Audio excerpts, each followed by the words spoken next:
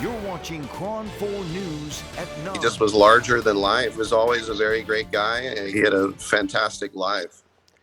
Now at 9, a Bay Area giant, a national icon in the sports world, has died. John Madden helped bring acclaim and recognition to the Oakland Raiders as their Super Bowl winning coach carried off the field before becoming the voice of the NFL on TV and then in video games for generations of fans.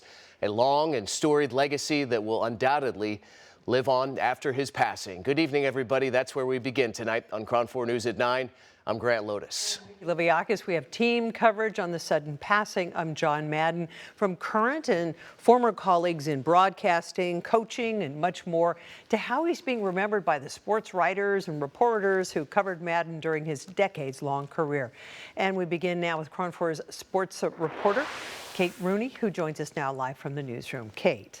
Hi, Grant. Hi, Vicki. What can you say? He was simply one of the most impactful individuals in the game of pro football. And it was late this afternoon that the NFL announced Madden's unexpected passing early this morning.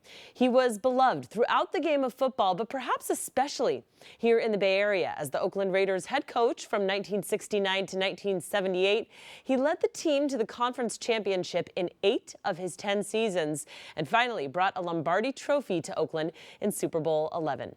Another generation of football fans got to know Madden as a broadcaster, where he served as a color analyst for every major network and on Monday Night Football. And he also, of course, loaned his name, voice, and image to the Madden NFL video game franchise, one of the most popular video game franchises of all time. Since the NFL made the announcement, the tributes have been pouring in. You know that it is a life well lived when everyone from Governor Gavin Newsom to Dan Rather to LeBron James have paid tribute. And we are going to have much more on this story tonight and throughout the evening. Yeah, Kate, it's amazing when you think about the impact. You know, people his age were kind of, in their 30s, early 40s when he became the youngest coach in the NFL with the Raiders. So, they knew him then. Another generation knew him as the commentator, with all his partners from Pat Summerall to Al Michaels. And he's the only person who has been broadcasting for all 4 major networks. And then the kids now know him from the video game. And it's hard to put into words what he has meant to America. Football is certainly the most popular sport in this country and society. He's certainly known internationally, especially because of the video game. There is just so much that he brought, and he's, as we said, going to be remembered, well beyond his passing. I think it's fair to say that he changed the way the game was played, he changed the way we watch it, and he changed the way people who might not even care about the actual game play it while they're sitting on their couch with their controllers. So yeah, huge, huge impact on this game, and especially in the Bay Area, people really love him, so he will be remembered for a very, very long time. And not to mention the telestrator and the boom. And on Thanksgiving, right? The turducken. Turducken. Of course. I never actually had one, though. I don't think a lot of people did, but a lot of people learned about turducken thanks to John Madden. Kate Rooney, appreciate it. A lot more from you and a lot more about John Madden coming up later in this broadcast. Thank you, Kate. Thanks, Grant. All right, Kate, yes, much loved. And reaction pouring in tonight over the death of Madden. Friends and former players are remembering the legendary football coach and broadcaster, not just for his career in the NFL, but as an American icon. KRON4's Dan Thorne has that part of our coverage. He was a towering figure and beloved by football fans. John Madden, whose iconic career as a coach and a broadcaster spanned generations. His life being remembered by those who adored him. He just was larger than life. He was a great guy and a great coach, and went on to even more fame as a broadcaster. Sportscaster Rick Tittle says Madden's influence went beyond just football. Madden, of course, was a hero in the Bay Area for his success with the Raiders, but he also grew up in Daly City, played football at the College of San Mateo, and was a resident of Pleasanton. Was also thinking about 1979 at Santa Clara coaching camp. My little brother roomed with his son Mike, and John came to pick him up. He had this big shock of orange hair, and he was always a very great guy. He was very approachable. Friends and former players also weighing in on Madden's death on social media. Kendra Stabler, the daughter of Raiders great Ken Stabler, tweeting, "Heartbroken, but a saving grace is knowing my dad is reunited with his beloved coach who meant so much to him. Rest in peace, Coach Madden. so much love for you. Pro Football Hall of Famer Jerry Rice calling Madden a coaching and broadcasting legend, while former Raider and Hall of Fame safety Ronnie Lott shared this picture with Madden, saying, "R.I.P. Coach, you were a blessing to us all." Other corners of the sports world have been struck by Madden's passing as well. Man, what a life, what a incredible figure in American sports. And obviously, a legend here in the Bay Area, both for being a resident and also, what he did with the Raiders. Warriors head coach Steve Kerr echoing the feelings of so many. Yet another passing of a great legend. He had a fantastic life. Dan Thorne, KRON4 News. We are in a place right now where the level of community spread is higher than it's ever been during the pandemic, which is requires us to do some things differently. Our other big story tonight, the impact this Omicron surge is having on lots of people's New Year's Eve plans. And that includes the fireworks shows here in San Francisco and at the state capitol, both of which were canceled today. Yeah, real bummer. Sacramento waterfront city leaders, they're blaming Omicron, adding they're hoping for safer conditions for big groups to be able to congregate next year for New Year's, aren't we all? And today, Mayor London Breed canceled Friday night's fireworks along the Embarcadero because of the highly contagious Omicron variant. The move comes after several venues already canceled private events, while others are still moving forward with live performances and parties on Friday. KRON4's Taylor Bisacki has the story. San Francisco pulled the plug on its plans for fireworks on Friday, canceling the New Year's Eve show for a second year in a row. It was probably the right thing to do. We are seeing levels of COVID spread, case numbers that are higher than at any other time during the pandemic. Last week, we saw multiple days in a row where each day had the highest number of cases during the pandemic, breaking the record day after day. Supervisor Matt Haney says the city's not only concerned about the ongoing surge in COVID cases, but also staff shortages throughout the city. I think the decision from the city to cancel this was not only about the concern of bringing everyone together at this number when there's such community spread, but it's also important for us to protect our city staff. We are experiencing shortages because there are so many people who are getting sick and they have to quarantine. The city made the announcement on Tuesday, days after several private venues already canceled their own events. The chapel posted on social media last week, canceling its New Year's Eve event and announcing a closure until next week. In that post, the performance venue writes in part, quote, "In light of the current rising numbers of the Omicron COVID-19 variant outbreak and out of an abundance of caution given the daily rising numbers in the city of San Francisco, we have made the precautionary decision to close the chapel until January 7th, 2022. Oasis Cabaret and Nightclub also making a precautionary decision to shut down. Owner Darcy Drollinger posted on social media, writing, quote, "We are devastated to not be able to celebrate New Year's Eve and our 7th anniversary of being open with our community, especially after all we've been through at this point." Meanwhile, larger events in the city like the Cascade concert at the Bill Graham Civic Auditorium and the iHeart New Year's Eve event at the Fort Mason Center are still set to happen. So far, the city hasn't revealed any plans to change restrictions on private events. I haven't heard of any further changes to capacity or gathering, requirements. I think that this is a decision that our public health officer will make. I do hope that if they do make a decision like this, they make it soon because people are making plans. In San Francisco, Taylor Bisacki, KRON4 News. COVID numbers continue to rise here in California with more than 4,700 people hospitalized. Roughly 1,000 of those people are ICU patients. The state averaging about 8,600 cases a day. 79% of the eligible population is vaccinated. Of course, California marking a pandemic milestone as the first state to record more than 5 million known COVID infections. Of course, 40 million people happen to live here in the state. California's first case was confirmed back in January 25th of 2020, and nearly 2 years later, more than 75,000 people have died from the virus in California.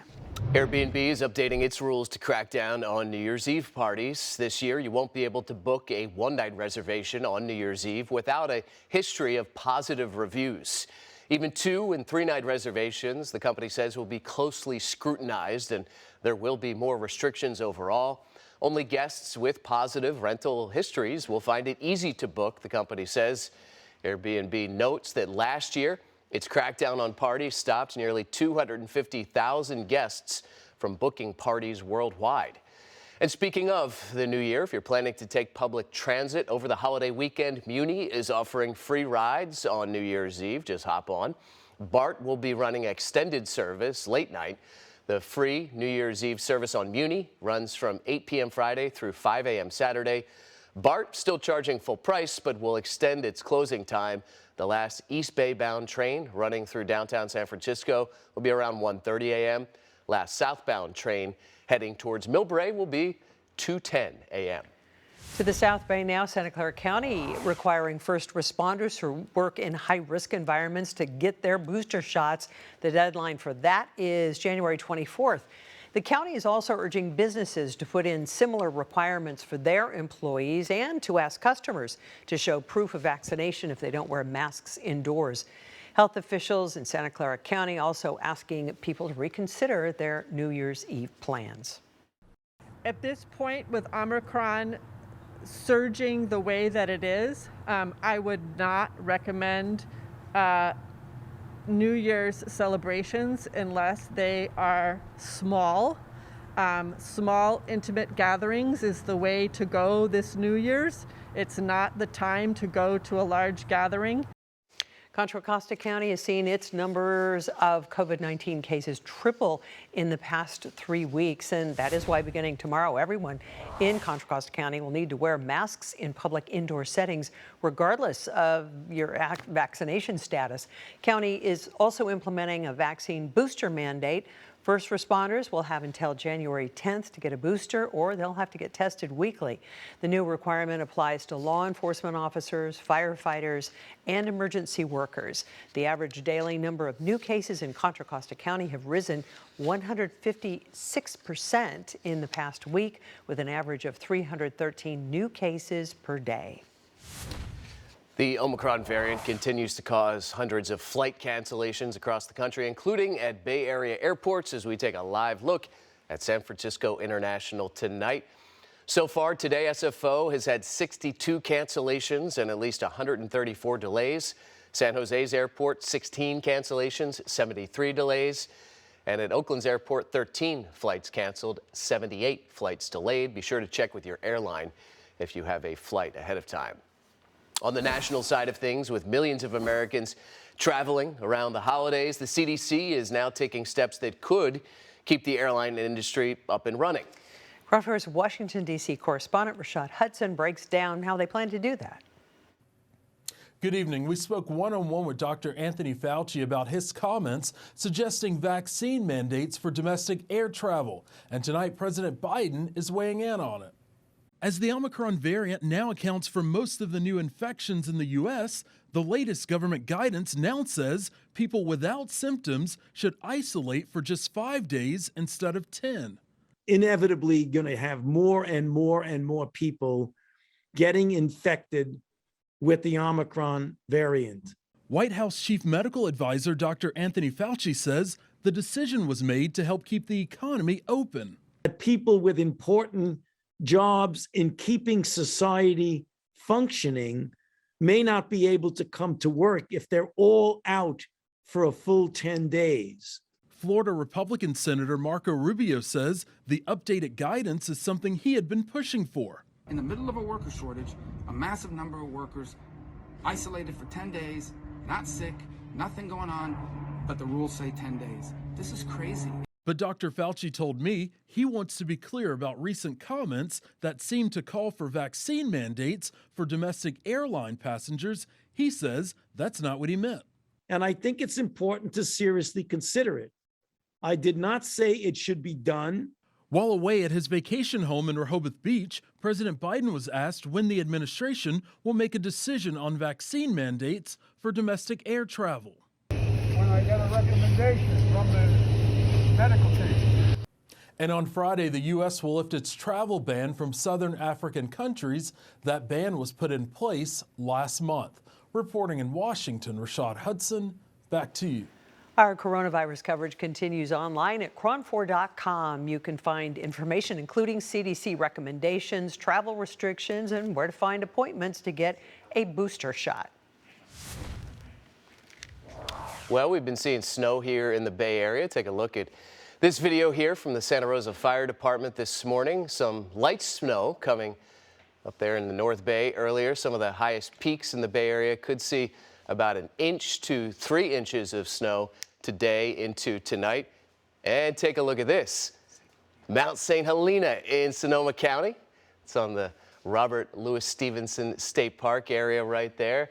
And that's legit, looking like Tahoe. That's pretty substantial. Yeah. But there's also snow on Mount Diablo in the East Bay in Contra Costa County. This is a time-lapse video from a PG&E Alert wildfire camera a little earlier today. Wildfires, not something that we're going to be needing to worry about, at least at this point. KRON4 Chief Meteorologist Lawrence Carno here with a look at the 4-zone forecast. Yeah, how about that? What a change we've had this December. All that rain coming in, of course, now the snow and snow on our peaks around the Bay Area, all the way down to about 500 feet. We had some reports of some snow falling in the North Bay. Now, tonight not going to be quite as cold, so the snow level is going to rise somewhat down to about 2,500 feet. But still, you're going to wake up tomorrow and you're going to see some snow up on the mountains if we can get those skies to clear out just a little bit as we head toward the middle of the day. Out there now, cloudy skies. You see all that snow coming through the Bay Area and the state. The Sierra Nevada just seeing a ton of it up there right now, and that's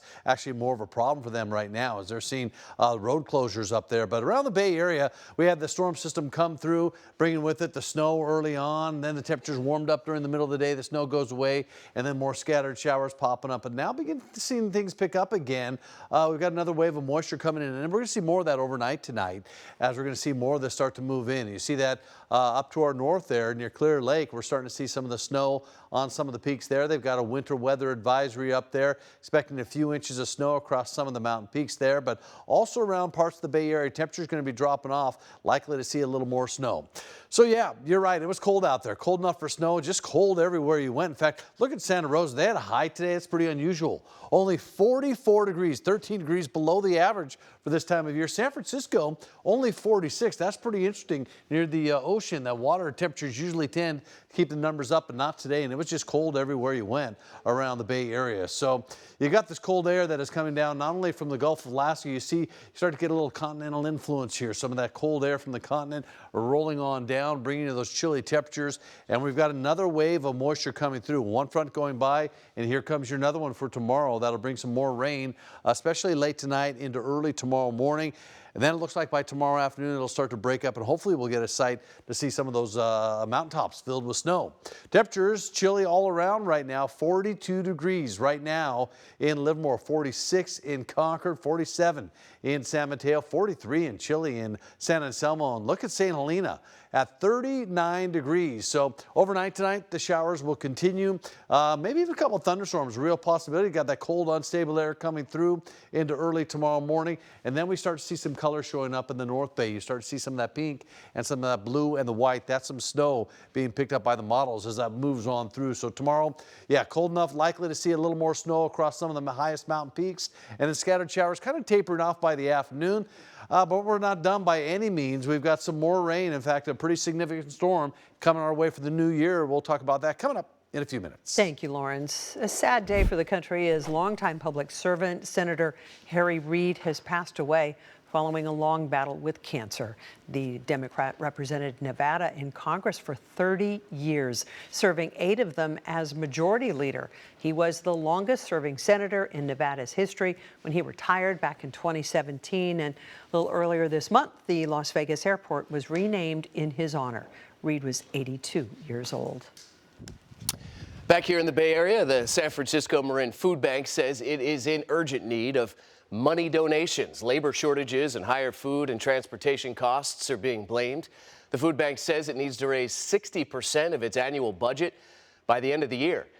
That's this week. You can visit the organization's website if you'd like to donate or volunteer. And KRON4 is teaming up with the Super Bowl of Caring to try to help support local food charities. If you would like to donate, you can use your phone, open the camera, hold it up here, scan the QR code on your screen, or text NYE Donate to 26989. You can also visit tacklehunger.org and pick a local charity to help. Coming up, friends and family waiting for answers after the body of a missing woman is found in the Napa River. Then parents of that teenage girl shot and killed by a Los Angeles police bullet at the Burlington department store in Southern California are now speaking out about that tragedy. Plus, detained after a confrontation on board a flight. What a woman from LA is accused of doing thousands of feet up in the air that could send her to prison for